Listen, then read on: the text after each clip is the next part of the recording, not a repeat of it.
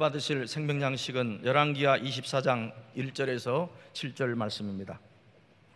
열왕기하 24장 1절에서 7절 말씀. 요야김 시대에 바벨론 왕 느부갓네살이 올라오매 요야김이 3년을 섬기다가 돌이켜 저를 배반하였더니 여호와께서 그 종 선지자들로 하신 말씀과 같이 갈대의 부대와 아람의 부대와 모압의 부대와 암몬 자손의 부대를 요야김에게로 보내어 유다를 쳐 멸하려 하시니 이 일이 유다의 임함은 곧 여호와의 명하신 바로 저희를 자기 앞에서 물리치고자 하심이니 이는 므낫세에 지은 모든 죄로 인함이며 또 저가 무죄한 자의 피를 흘려 그 피로 예루살렘에 가득하게 하였음이라. 여호와께서 사하시기를 즐겨하지 아니하시니라. 요야김의 남은 사적과 모든 행한 일은 유다 왕 역대지락에 기록되지 아니하였느냐. 요야김이 그 열조와 함께 자매 그 아들 요야긴이 대신하여 왕이 되니라. 애굽 왕이 다시는 그 나라에서 나오지 못하였으니 이는 바벨론 왕이 애굽 하수에서부터 유브라데 하수까지 애굽 왕에게 속한 땅을 다 치하였음이더라. 이는 하나님의 말씀이니라. 자, 오늘은 열왕 구속사 28번째 시간입니다.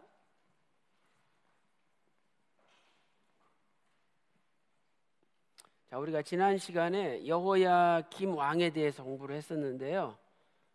오늘 이어서 두 번째 여호야김 왕에 대해서 공부를 하도록 하겠습니다. 이 여호야김 왕은 남쪽 유다의 18번째 왕이죠. 남쪽 유다의 18번째 왕이다. 그리고 예수님의 족보 2기와 3기에는 2기와 3기 사이에 생략된 왕이죠. 2기와 3기 사이에 생략된 왕이다 하는 것을 알 수가 있습니다. 자, 첫째로 그 여호야김 왕의 연대를 우리가 살펴보면은요, 역대하 36장 5절 보면 여호야김이 예루살렘에서 11년을 통치하니라 이렇게 말씀하고 있죠. 그래서 우리가 표로 그려보면 여호야김 앞에 여호아하스가 왕이 됐죠. 여호아하스. 그 다음에 여호야김이 11년을 통치하죠.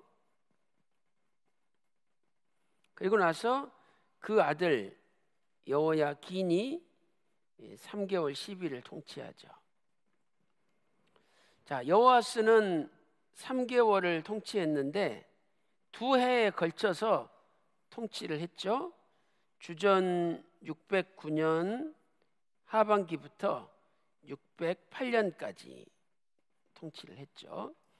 그다음에 이제 여호야김 왕은 11년을 통치했는데요. 주전 608년부터 597년까지 11년에 걸쳐서 통치를 했어요. 그 다음에 여호야긴은 주전 597년 한 해 가운데 3개월 10일을 통치했죠. 그래서 역대하 36장 9절에 보면 나오죠. 자, 오늘 그 가운데 오늘 우리는 이 여호야김 왕에 대해서 공부를 해보도록 하겠습니다. 자, 두 번째 여호야김의 이름에 대해서 우리가 지난 시간에 공부를 했었죠.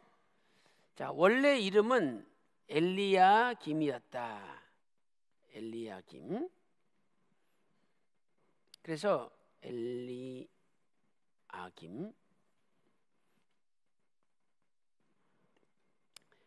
자, 이것을 히브리어로는 이렇게 쓰죠.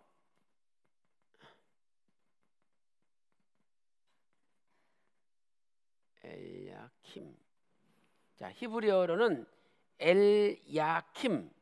엘야킴이라 그래. 히브리어로는 엘야킴. 그래서 이것은 하나님께서 일으키신다 이런 뜻이죠. 하나님께서 일으키신다. 그런데 그 왕아 23장 34절 보면 애굽 왕 바로 느고가 이 엘리야킴 이름을 여호야킴으로 바꿨죠. 여호야킴으로 이름을 바꿨어요. 그래서 여호야킴은 히브리어로 예호야킴,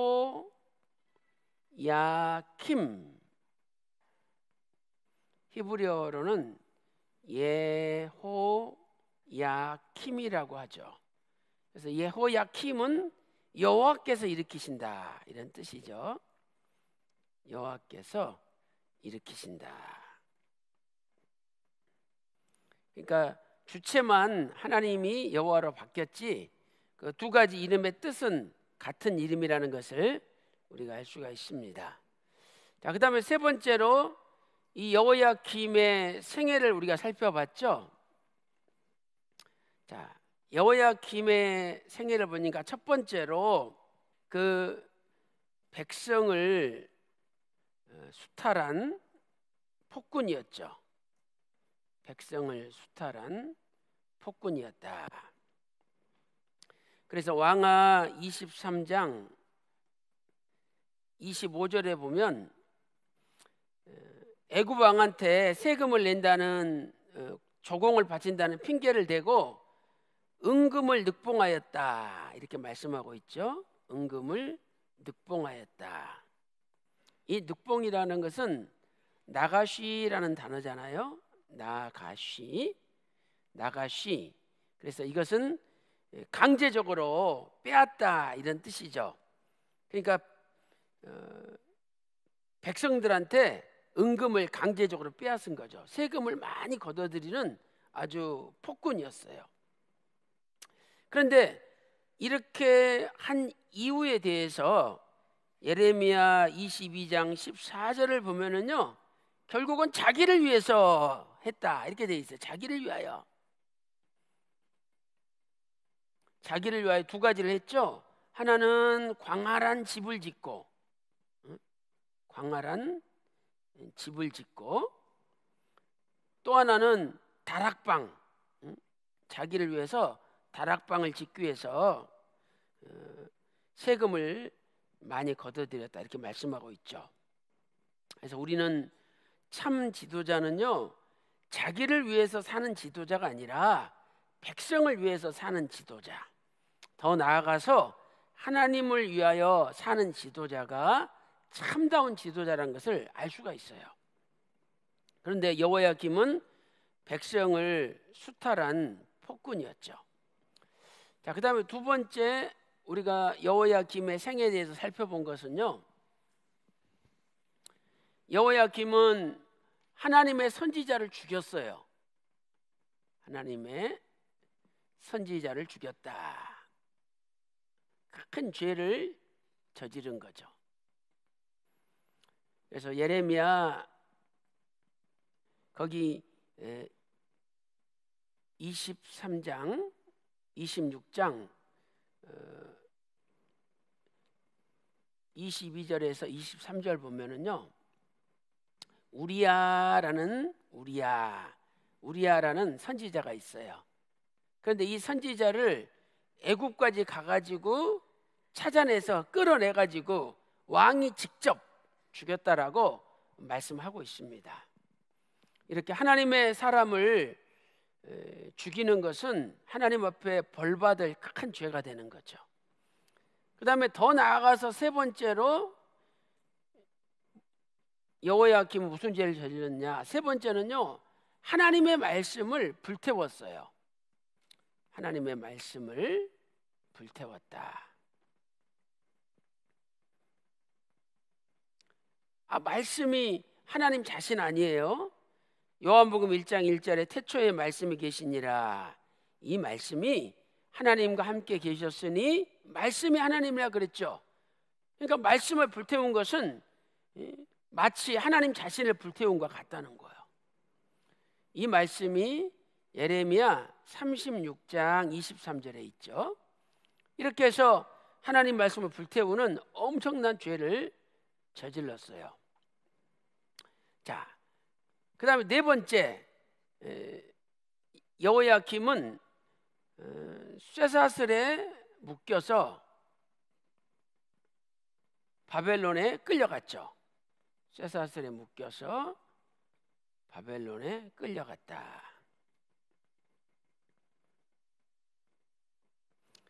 자, 왜 여호야김이 쇠사슬에 묶여가지고 바벨론 포로 끌려가야 됩니까? 바로 하나님의 사람을 죽이고 백성들을 수탈하고 하나님 말씀을 불태웠기 때문에 하나님께서 심판을 하신 거예요. 그런데 이때가 언제냐? 이때가 주전 602년에 끌려간 거예요. 602년에. 그래서 여러분 여기 표를 보면 여호야김이 608년부터 597년까지 통치를 했죠. 그래서 이 중간이 주전 602년인데 이때 바벨론의 포로로 끌려간 거죠. 그래서 이전에 주전 605년에 중요한 일이 발생해요. 605년에 이 605년에 발생한 이 일을 갈그미스 전투라 그래요. 자, 무슨 전투요? 갈그미스 전투. 그래서 우리는 이 갈그미스 전투에 대해서 예레미야 46장 2절에 보면 나와요. 자, 이거 한번 찾아볼까요? 예레미야 46장 2절 갈그미스 전투. 근데 이때가 여호야김 4년이다 이렇게 성경은 말씀하고 있죠. 그럼 여호야김 4년은 언제일까요? 자, 608년에 왕이 됐잖아요. 그러니까 8, 7, 6, 5 주전 605년이죠. 주전 605년에 갈그미스 전투가 있었다는 거예요. 자, 우리 예레미야 46장 2절 자, 다 같이 한번 읽어보겠습니다. 시작. 애굽을 논한 것이니 곧 유다 왕 요시야의 아들 여호야김 제4년에 유브라데 하숫가 갈그미스에서 바벨론 왕 느부갓네살에게 패한 애굽 왕 바로 느고의 군대에 대한 말씀이라 그랬죠. 그래서 저 북쪽에서는 바벨론이 세계를 지배하고 있었고 이 남쪽에서는 애굽이 지배하고 있었어요. 그래서 그 두 강대국 간에 바벨론과 애굽의 전쟁이 갈그미스에서 일어났어요. 중간 지점 갈그미스에서. 그런데 갈그미스에서 바로 느고 애굽 왕이 대패를 하고 느부갓네살 왕이 승리해가지고 세계를 지배하게 된 거죠. 자, 그리고 나서 이때가 602년인데 주전 605년인데 갈그미스 전투가 이로부터 3년이 흘렀어요. 3년이. 그러면 주전 몇 년인가요? 602년이 된 거죠. 주전 602년이. 그런데 3년을 섬기다가 이제 여호야김이 바벨론을 배반해요. 바벨론을 배반한다. 자, 그 말씀이 열왕기하 24장 1절에 있잖아요. 열왕기하 24장 1절 보면 여호야김이 바벨론 왕을 3년을 섬기다가 배반을 해요. 왜 배반하느냐? 602년에 애굽 왕 바로 느고가 잠시 바벨론을 몰아내요. 그러니까 다시 애굽의 힘이 커지는구나. 내가 애굽을 의지해야 되겠다. 이래가지고 여호야김 왕이 애굽을 의지해요. 근데 그것은 잠시 602년에 잠시 애굽이 승리한 거고 다시 바벨론이 주변에 있는 자기 연합군들을 동원해가지고 애굽 왕을 몰아내 버리죠. 그리고 여호야김은 저놈이 잠시 우리가 힘을 잃었다고 저 애굽을 의지했다고 내버려두면 안 된다고 그래가지고 602년에 바벨론으로 포로 끌고 간 거예요. 자, 우리 요 말씀 열왕기하 24장 1절 찾아보겠습니다. 자, 열왕기하 24장 1절 한번 찾아보세요.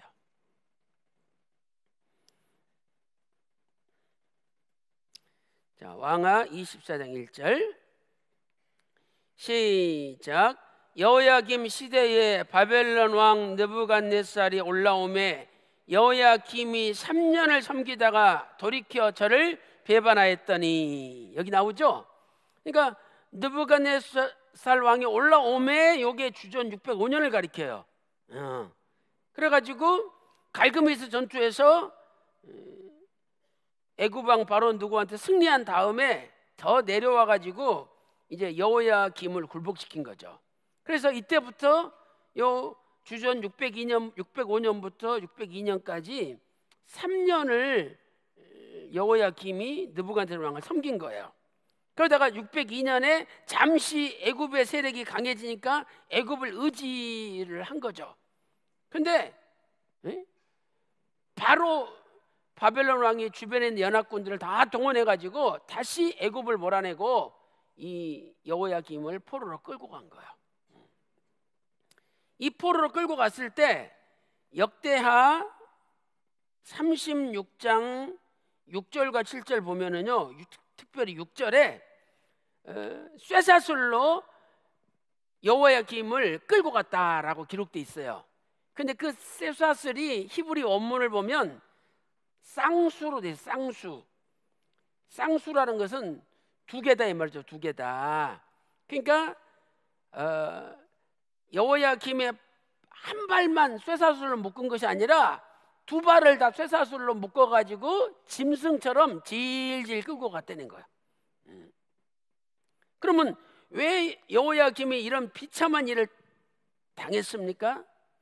하나님의 선지자를 죽이고 백성들의 은금을 늑봉하고 수탈하고, 더 나아가서 하나님 말씀을 칼로 잘라가지고 불에 태워버렸기 때문에 하나님께서 여호야김 왕한테 진노한 거예요. 그래서 우리는 이것을 통해서 하나님의 말씀을 대적하는 자는 반드시 하나님의 심판을 받는다는 것을 알 수가 있는 거예요. 이렇게 해가지고 602년에 바벨론 포로 끌려갔다가 바로 얼마 있다가 다시 여호야김을 바벨론 왕이 풀어줘가지고 돌아와서 나머지 597년까지 계속 통치를 한 거죠. 그래서 여호야김은 주전 602년에 끌려가가지고 602년에 얼마 있다가 다시 돌아왔다, 이렇게 역사 기록들은 설명을 하고 있습니다. 자, 이렇게 해서 우리가 바벨론에게 끌려갔던 여호야김의 생애에 대해서 살펴보았습니다. 자, 그 다음에 이제 큰 네 번째로 바벨론 왕이 끌려갔던 여호야김의 최후에 대해서 한번 살펴보겠습니다. 여호야김의 최후.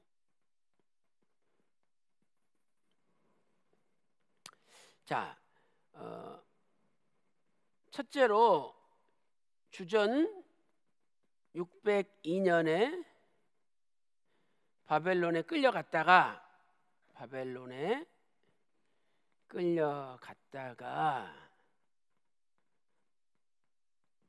얼마 후 돌아와서 몇 년까지 통치하죠? 주전 597년까지 통치하죠. 통치하였다. 그래서 역대하 36장 5절에 보면 예루살렘에서 11년을 통치하니라 라고 말씀하고 있죠. 예루살렘에서 11년을 통치하니라. 그러니까 한 해도 빠짐없이 예루살렘에서 통치했다고 말하는 걸 볼 때에 주전 602년에 끌려갔지만 그 해에 돌아온 것을 우리가 알 수가 있는 거죠. 자, 그 다음에 죽을 때는 언제 죽었느냐? 역사 기록에 보면은요, 주전 597년 8월에 죽어요. 주전 597년 8월에 죽어서 나귀처럼 매장을 당했다. 나귀처럼 버림을 당했다.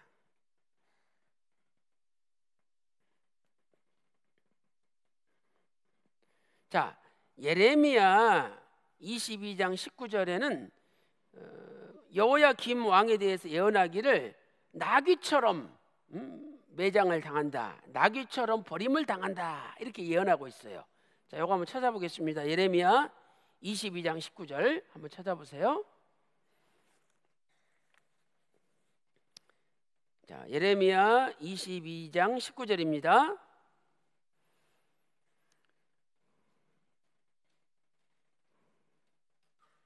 자, 시작. 그가 끌려 예루살렘 문 밖에 던지우고 나귀같이 매장함을 당하리라. 자, 그럼 무슨 뜻이냐? 나귀가 죽잖아요. 그러면 땅 파가지고 묻어두지도 않아요. 나귀가 죽었는데 어떤 주인이 땅을 파서 묻어줘요? 나귀 죽으면은요, 저 성문 밖에다가 그냥 탁 던져버려요. 그러면 짐승들이 와서 그거 살 파먹고 완전히 처참하게 찢겨지는 거죠.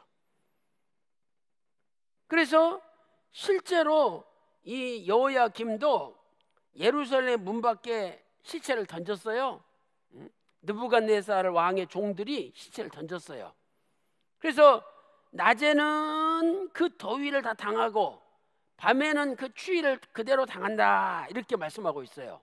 그것은 땅에 묻힌 거예요, 안 묻힌 거예요?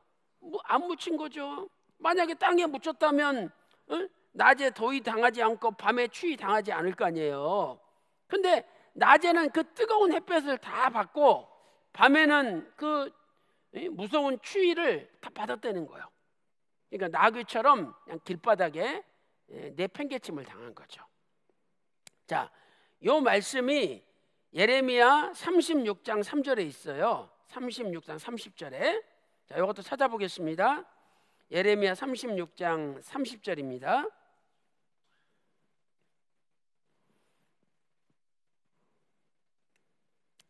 자, 예레미야 36장 30절 시작. 그러므로 나 여호와가 유다 왕 여호야김에 대하여 이같이 말하노라. 그에게 다윗의 위에 앉을 자가 없게 될 것이요, 그 시체는 버림을 입어서 낮에는 더위 밤에는 추위를 당하리라, 이렇게 말씀하고 있는 거죠. 자, 그래서 우리가 한번 정리를 해보겠습니다. 여호야김은 주전 608년에 왕이 되었죠. 그리고 605년에 갈그미스 전투를 통해서 이제 바벨론의 느부갓네살 왕이 여호야김을 지배하기 시작했어요. 그래서 3년 동안 바벨론 왕을 섬겼어요. 그러다가 주전 602년에 잠시 애굽이 강해지니까 애굽을 의지하다가 이놈 봐라 이러면서 바벨론 왕이 바벨론 포로로 끌고 간 거예요. 그래서 양 발이 쇠사슬에 묶여가지고 끌려가서 고생하다가 몇 달 고생하다가 내보내줘가지고 다시 주전 602년부터 597년까지 계속 통치를 했죠. 그리고 597년 8월에 죽어가지고 그 시체가 예루살렘 문 밖에 던져져가지고 땅에 묻히지도 못하고 짐승처럼 버림당했다고 성경은 말씀하고 있어요. 그래서 오늘 우리는 이렇게 하나님을 대적하고 하나님의 말씀을 대적하고 또 하나님의 선지자를 죽인 죄가 얼마나 큰 죄라는 것을 알 수가 있는 거죠. 자, 이렇게 해서 우리가 여호야김의 최후를 살펴봤고요.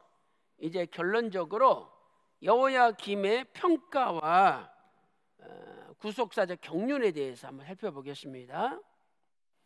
여호야김의 평가 그리고 구속사적 교훈.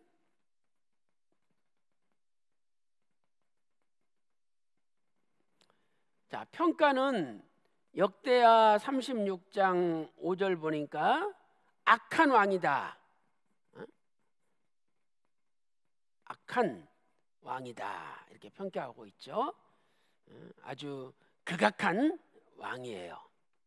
자, 그다음에 이제 우리가 구속사적 교훈을 보면 아까 우리가 살펴봤듯이 원래 이름은 엘야킴, 또 자기 바뀌어진 이름은 여호야김이죠.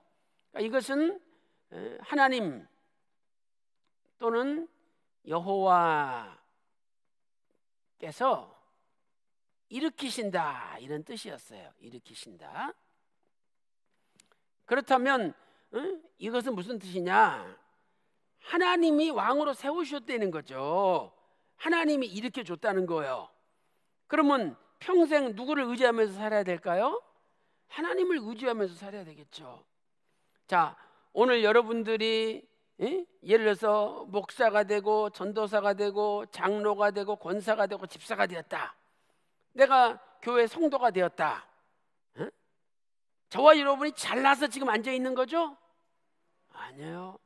모든 것이 살아계신 하나님 아버지께서 우리를 일으켜 줬기 때문에 우리가 여기 앉아 있는 거예요. 그렇다면 우리의 삶은 온전히 하나님을 의지하는 삶을 살아야 된다, 이 말이죠. 왜? 하나님이 우리를 살려줬으니까 우리가 그 하나님을 의지하는 삶을 살아야 되는 거예요. 그런데 여호야김은 하나님을 의지하는 삶을 산 것이 아니라 애굽을 의지하는 삶을 샀다는 거예요. 애굽을 의지했어요. 이게 잘못된 거죠. 그래서 오늘 우리도 나도 모르게 애굽을 의지할 수 있어요. 왜? 애굽이 강대국이고 잠시 잘 되는 것처럼 보이고 하나님의 뜻이 저 사람한테 머물러 있는 것처럼 보이는 거죠. 이사야 31장 1절에 애굽을 의지하지 말라. 그의 말을 의지하지 말고 병거의 많음을 의지하지 말라.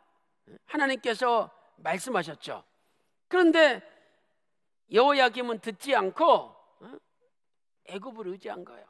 말이 많은 걸 의지하고 병거가 많은 것을 의지한 거죠. 그러면 결국 애굽이라는 존재는 어떤 존재냐?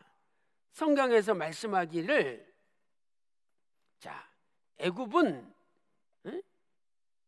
하나님이 아니요, 신이 아니요, 사람이라는 거예요. 사람. 애굽도 사람이잖아요. 그러니까 사람을 의지하지 말라는 거죠. 이 말씀이 이사야 31장 3절에 있죠. 그 다음에 두 번째로 애굽은요 상한 갈대래요. 상한 갈대. 이 상한 갈대는 갈대가 뚝 부러진 거예요. 그래서 그 상한 갈대를 의지하면 그 날카로운 부러진 데 내가 찔려가지고 나만 고통받는 거예요. 근데 그것도 모르고 상한 갈대를 의지한다는 거죠. 튼튼한 갈대를 의지하면 살겠죠. 근데 상한 갈대를 의지한다는 거예요.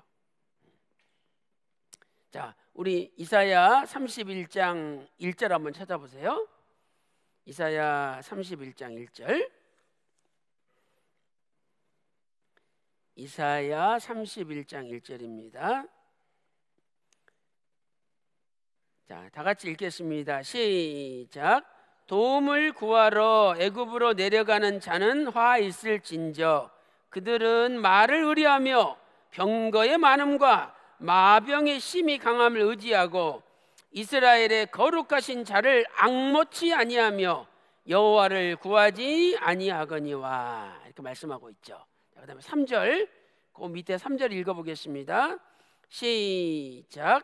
애굽은 사람이요 신이 아니며 그 말들은 육체요 영이 아니라 여호와께서 그 손을 드시면 돕는 자도 넘어지며 도움을 받는 자도 엎드러져서 다 함께 멸망하리라 말씀하고 있죠.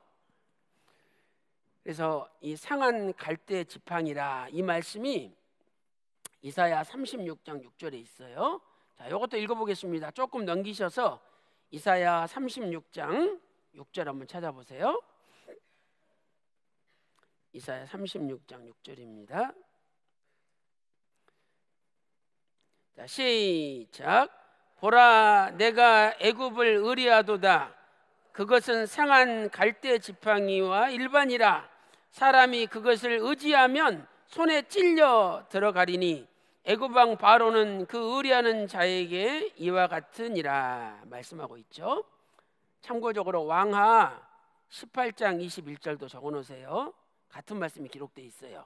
왕하 18장 21절에. 그래서 지금 우리는 뭐 미북 정상회담이 열린다. 그래서 여기에 대해서 우려를 표명하는 사람들도 있고 또 기대를 가는 사람도 있고 다양하죠. 그러나 오늘 우리가 알아야 될 것은 미국도 북한도 결국은 애굽이지 하나님이 아니라는 거예요. 결국은 사람이지 신이 아니라는 거야.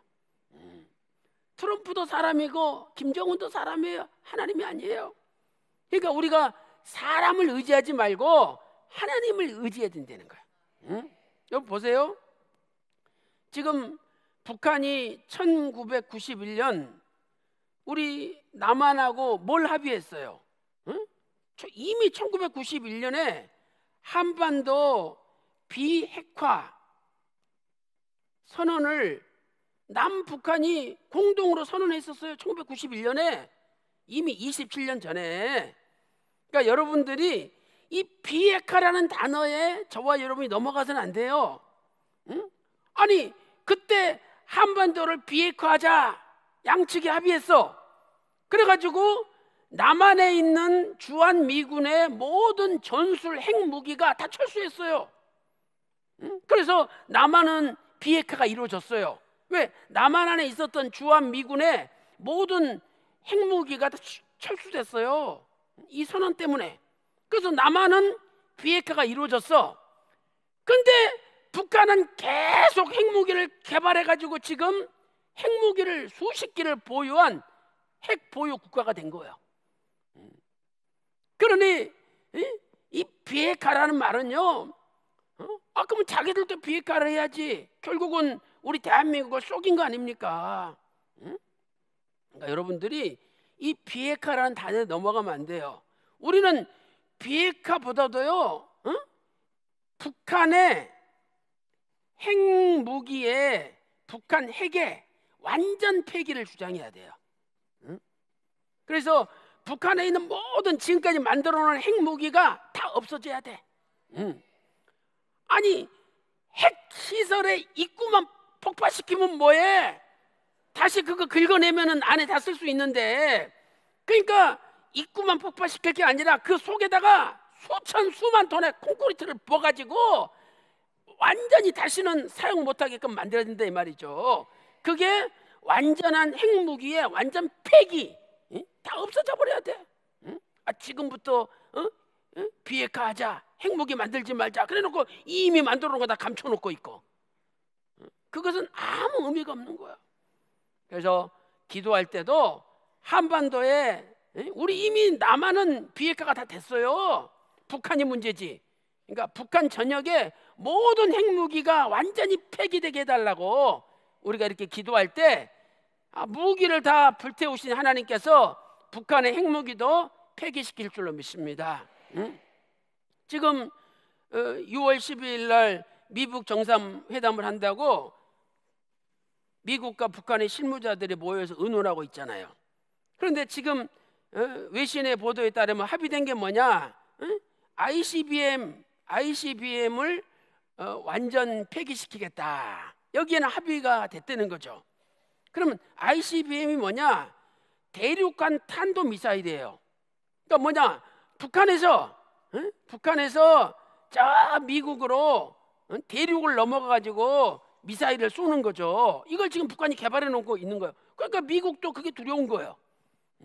그러니까 미국이 제일 먼저 지금 폐기하려고 하는 게 이 ICBM 완전 폐기, 이걸 미국은 원하는 거죠. 대한민국의 핵무기가 완전히 없어지는 것보다 일단 자기 나라로 날아오는 미사일을 없애는 게 미국은 우선이에요. 그러니까 결국은 어느 나라든지 자기 나라의 이익이 최우선이라는 거예요. 그러니까 우리가 미국이 우리의 동맹이고 혈맹 국가이기 때문에 우리가 힘이 없으니까 미국을 의지해야 되는 건 맞아요. 그러나 미국을 의지하되 먼저 살아계신 하나님을 의지해서 하나님이 우리를 지켜주고 도와줘야지. 아니 미국을 의지하고 일본 의지하고 러시아 의지하고 중국 의지했다가 자기들 이익이 안 맞으면은 언제든지 버릴 수가 있는 것이 국제사회라 이 말이에요. 그러나 하나님은요 우리를 안 버려요. 응?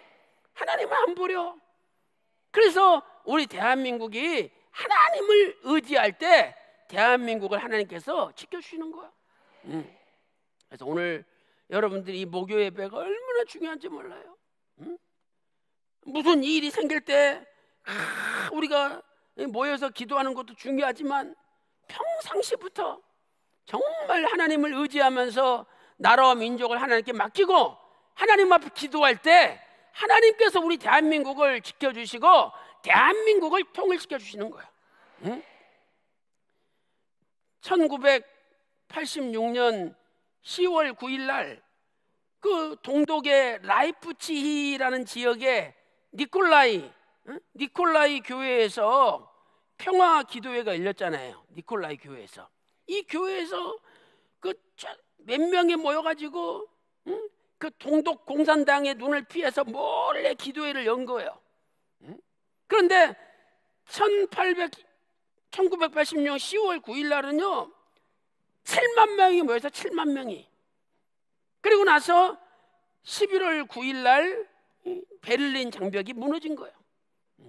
그러니까 독일의 통일은 결국 기도 때문에 독일이 통일된 거예요. 그러니까 오늘 우리도 북미 회담도 필요하고 무기도 필요하고 다 우리가 준비해야 되겠죠. 그러나 그 근본에 하나님 앞에 기도하지 않으면 통일이 안 된다는 거예요. 그래서 오늘 또 기도가 동독과 서독을 통일시킨 것처럼 우리가 끊임없이 하나님께 매달리고 기도할 때 하나님 손에서 통일이 될 줄로 믿습니다. 그래서 하나님께서 보여줬잖아요. 야, 한 막대기에는 요셉, 에브라임이라고 쓰라. 한 막대기에는 유다라고 쓰라. 그런데 에스겔서 37장 19절 말씀 보니까 내 손에서 하나가 되리라. 내 손에서 하나가 되리라. 하나님 손에서 남북 통일이 된다는 거예요. 저 남쪽 유다와 북이스라엘이 하나님 손에서 하나 되듯이 결국 우리 대한민국의 통일도 하나님 손에서 되는 거예요. 그래서 오늘 또 이렇게 국제 정세 이런 거 우리가 알아야 되고 기도해야 되겠지만은 먼저는 평상시부터 나라와 민족을 위해서 하나님 앞에 맡기고 간절히 기도할 때 이 기도의 불꽃이 통일의 도화선이 되는 거예요. 오늘 우리 평강제일교회 이 목요 구국 예배가 대한민국 자유민주주의 평화 통일의 도화선이 될 줄로 믿습니다. 믿으시고 여러분이 목요 예배 열심히 참석하시고 하나님 앞에 기도하시고 여호야김 왕처럼 하나님이 세우셨는데 하나님 저버리는 왕 되지 마시고 끝까지 하나님 의지하고 하나님 앞에 나아갈 때에 생각지도 못한 기적이 일어날 줄로 믿습니다. 그래서 시편 18편 29절에 이런 말씀이 있잖아요. 내가 여호와를 의지하여 하나님을 의지하여 담을 뛰어넘나이다. 하나님을 의지하면은 담을 뛰어넘을 수 있대요. 담. 이 히브리어로 슈르라는 단어를 쓰고 있어요. 수르. 그런데 이 단어가 사무엘하 22장 30절에서는요 성벽으로 번역돼요. 성벽. 아니 성벽이 얼마나 단단하고 두껍고 얼마나 높아요. 근데 하나님을 의지하고 그걸 뛰어넘어 버린대. 오늘 통일의 장벽들이 얼마나 많아요. 그러나 진짜 하나님 의지하면은 하나님이 순간 뛰어넘게 해주시는 거야. 그래서 오늘 또 이렇게 국제 정세가 날로 바뀔 때에 정확한 애국 애족의 관점을 가지고 정확한 성경적인 관점을 가지고 하나님 앞에 기도함으로 우리 평강제일교회 목요 구국 예배가 대한민국 자유민주주의 통일의 도화선이 되시기를 주님의 이름으로 축원합니다.